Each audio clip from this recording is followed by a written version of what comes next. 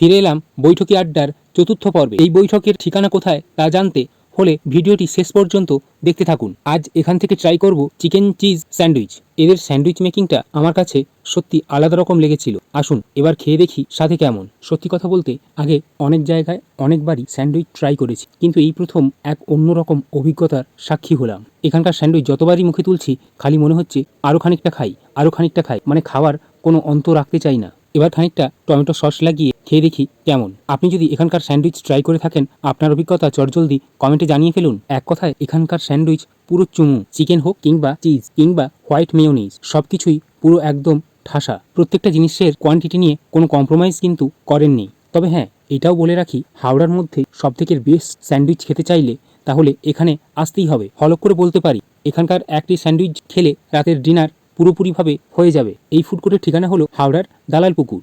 আপনার কোথাকার স্যান্ডউইচ সবথেকে বেশি প্রিয় তা কমেন্টে জানাতে ভুলবেন না কিন্তু। আর যদি এই ফুড কোর্টের স্যান্ডউইচ আপনার পছন্দের হয় তাহলে কমেন্টে আই লাভ বৈঠক লিখে যেতে ভুলবেন না কিন্তু। পরবর্তী ভিডিও দেখার জন্য চ্যানেলটি সাবস্ক্রাইব করুন। এখন সবাইকে